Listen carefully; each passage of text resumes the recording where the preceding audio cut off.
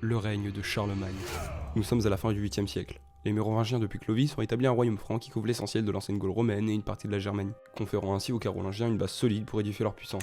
Pépin le Bref, en écartant les derniers rois mérovingiens, instaure un nouveau pouvoir royal qui transmet à ses fils, Charles et Carloman, tel que le veut la tradition franque de partage du royaume à part égale entre les héritiers. Cependant, très rapidement, le frère de Charles, avec qui il entretient une relation conflictuelle, décède en 771. Le futur Charlemagne se retrouve ainsi seul à la tête du royaume.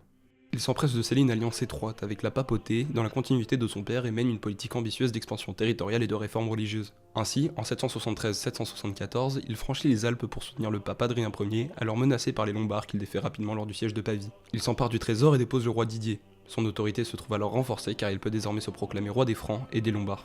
Fort de ses succès, cette dynamique expansionniste se heurte néanmoins des obstacles, notamment dans la péninsule ibérique en 778. Charles mène alors une expédition qui se solde par un échec devant Saragosse. Sur la route du retour, l'arrière-garde de son armée est surprise et est massacrée à Roncevaux par des Basques. Un événement tragique qui marquera durablement les esprits et donnera naissance à la célèbre chanson de Roland.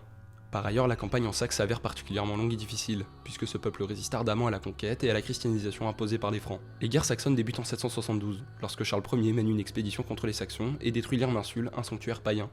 La résistance saxonne est menée par Widukind, un chef westphalien charismatique. Malgré plusieurs victoires saxonnes et des soulèvements successifs, Widukind est finalement contraint de se soumettre en 785 et accepte le baptême, marquant un tournant décisif dans le conflit. Charlemagne y imposera une conversion par la force. Toutefois, la pacification complète de la Saxe ne sera qu'effective qu'en 804, après des décennies de campagnes militaires et la création d'évêchés destinés à ancrer durablement l'autorité franque et chrétienne dans la région. L'événement le plus marquant de son règne reste l'alliance avec la papauté, qui va beaucoup plus loin qu'une simple protection militaire. Charles se positionne comme garant de l'orthodoxie, étend l'influence des missions chrétiennes et contribue à la réforme de l'église. Lorsque le pape Léon III se trouve contesté et agressé à Rome, ce dernier parvient à se rendre à la cour du roi des Francs, implorant son aide. Le roi des Francs le rétablit, puis se rend l'année suivante en 800 à Rome, où il est reçu avec les égards dus à un empereur.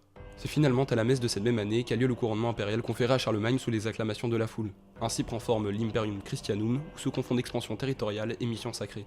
Son couronnement n'en est pas moins dû à la situation troublée à Constantinople. En 797, l'impératrice Irène a usurpé le trône en renversant et en aveuglant son propre fils Constantin VI, plongeant l'empire byzantin dans une crise de légitimité. Pour Rome, un empire dirigé par une femme semble inacceptable, ouvrant la voie à l'affirmation d'un nouvel empereur en Occident. Lorsque Charlemagne meurt en 814, il laisse à son fils unique survivant, Louis le Pieux, la tâche délicate de gouverner un empire immense, allant de la marche d'Espagne au Danube et de l'Italie septentrionale à la mer du Nord.